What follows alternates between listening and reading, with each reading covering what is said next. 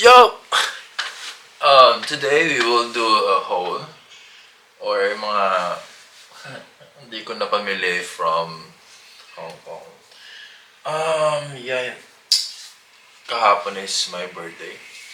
And hindi ako nakapag-video kasi very relax lang yung nangyari yung last day namin sa Hong Kong. And ngayon, nandito na kami sa Macau.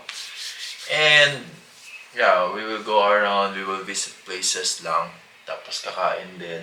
Pero yeah, I want to share with you what I actually bought from Hong Kong. First, siguro, wait lang, paano ko umpisahan to? Siguro, so una ko na lang, una ko na lang nabili. Siguro itong ano, Gio, GU, GU na pants. Gusto ko meron akong parachute pants sa bahay. Isa yun. Pero gusto ko ng kulay black. I love this. Nasuot ko na to nung second day ata. Ang ganda. Very nice. And mura siya. Kasi alam ko mura. And ang GU kasi originally from Japan. So, wala din GU din sa Philippines. So, binili ko siya kasi ang ganda ng fitting niya sa akin. And ang ganda. Anyway, pangalawa ko nabili. Sige, isasalansan natin. Pangalawa ko nabili yung iPhone 15 Pro Max. Wow! Pero, yeah, iPhone 15 Pro Max. Fully paid. Pero, the point is, hindi sa akin to. Kaya siguro naman nag-story ko akin tong iPhone 15 Pro Max. Pero sa kuya ko to kasi isa si Hong Kong sa one of the lowest price in buying iPhone sa buong mundo. Like Singapore, US, Hong Kong. I can say sa Philippines, pag binili mo siya sa sa Apple Store or Mac Store, is around 90, yung 256 gig. Pero dito is, na-convert namin is 73. 70. Wow! Kapag bilhin mo sa Green Hills, 100,000. Anyway, yeah, ito yung iPhone. Wala na pati siyang available color yung mga titanium. Ito lang, parang blue titanium lang yung available na. So, I actually use this also for picture, video. Ganda ng quality niya. Second na bili ko is yung second day, pumunta kami after dami ng ngumping, pumunta kami ng outlet, like it's mall, Gateway, it's Gate City outlet. Tapos nakita ko sa Nike. Ito na bili ko, Polo na crop. Goods naman. Polo siya na crop and also t-shirt na dry fit. Ito, nasuot ko na to yung Disneyland. Kasi kala ko pag papawisan ako ng husto sa Disneyland. Hindi pala kasi medyo malamig. Cold yung weather. Yung nag-Disneyland kami. Actually, pa-winter na yung weather dito kasi November na. So, ayun. And yung night nung na-Disneyland, dumiretso kami sa Mongkok to buy shoes. So, ang nabili ko naman, the New Balance 1906. Wow! Meron akong ganito, actually. Ito? Meron akong ganito, pero last year, pero kulay brown siya. So, ito naman. Gusto ko talaga Samba na black naman, pero it's fine. Mas gusto ko to mas comfy sa paa and everything. Nasuot ko na pati ito. Nasuot ko to kahapon ng birthday ko.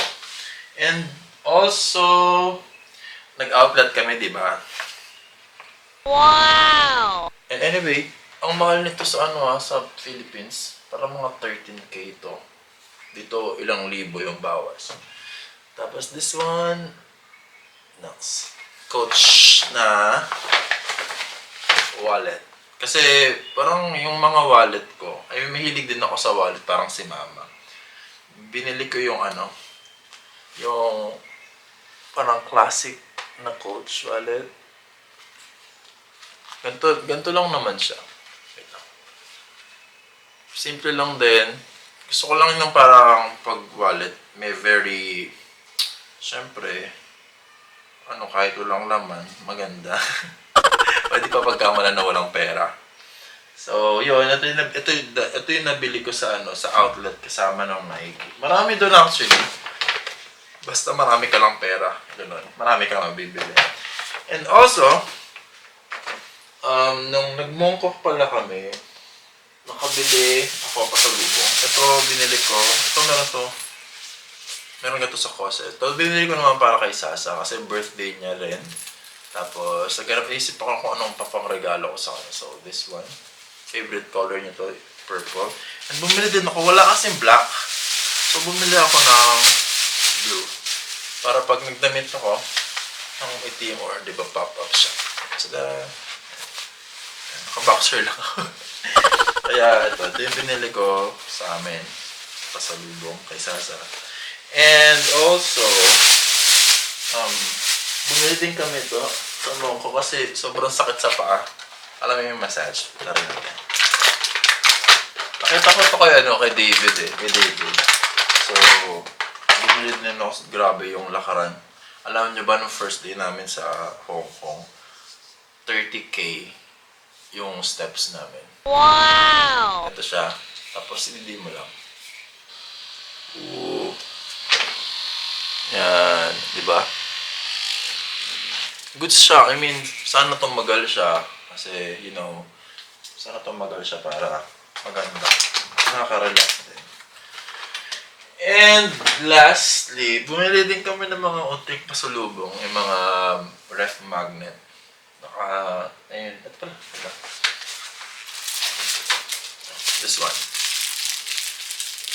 Mga ref magnet. Ito yung mga bili ko. Mga bibigay ko lang sa mga dyan lang. And lastly, nung kahapon birthday ko, we went to Causeway Bay. And ang nakakatuwa nun is, tadaan sana kami ng mga parang Nike Hub ulit, Stussy. Tapos duman muna kami din ng coffee shop. Tapos nakita ko to yung Carhartt. Kasi nung unang punta namin doon, parang hindi ko siya napansin. Tapos napansin ko rin, tapos sabi ko parang, di ba birthday ko, gusto ko lang parang chill.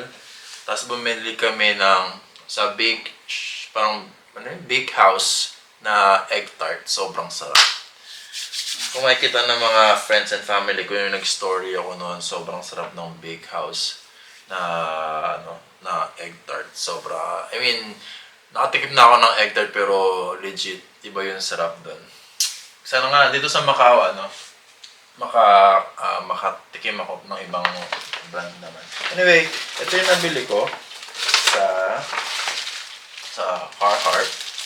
Hindi ko lang kung mura siya or same price lang sa Philippines, pero I can say may mga price pa siya. Tatanong ko sa kaibigan ko, kay Denver, kung good deal ba to. Pero yeah, parang feeling ko deserve ko naman kasi birthday ko.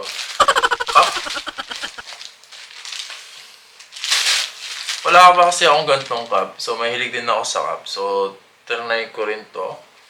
And, yeah.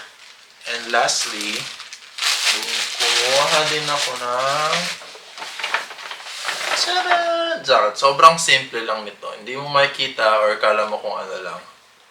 Pero meron siyang detail dito na Carhartt. So,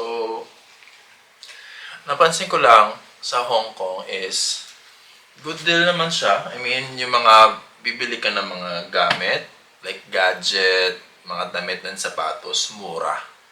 I can say mura kasi nga alam mo yung presyohan din. Pag nagko-convert ka rin, mura.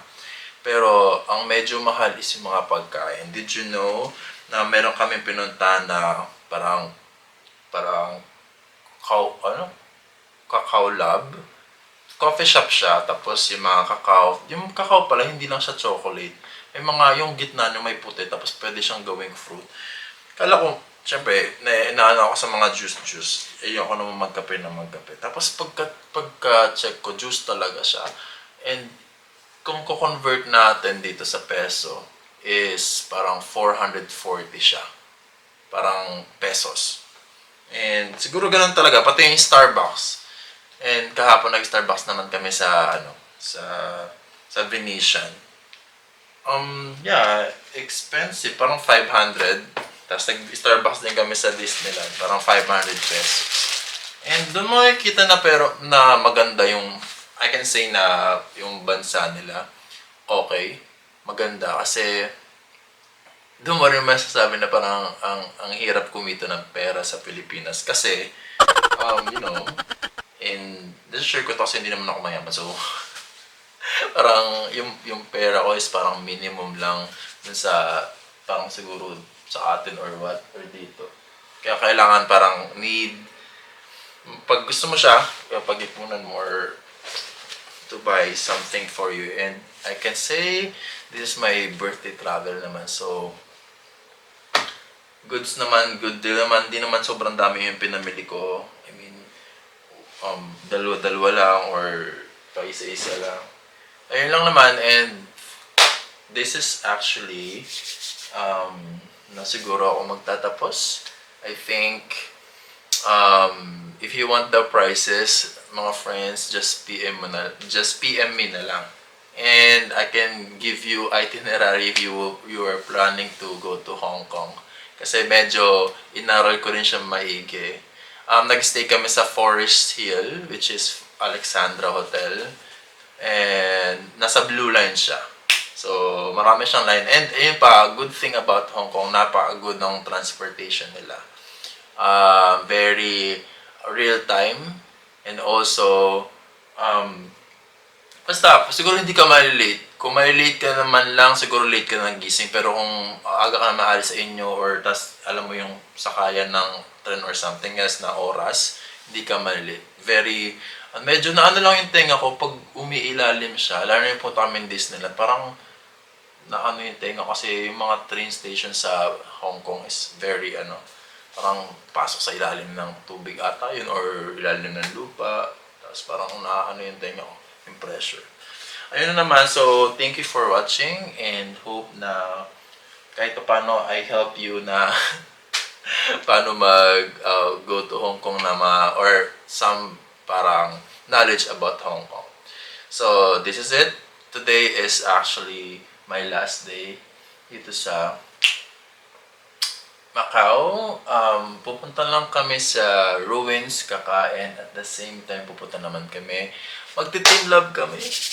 Tanjuin Team Love. Gustong gusto ko talaga yun. Pero yeah, Team Love, excited din ako for that. And I'll take videos and para may mapakita ko sa inyo.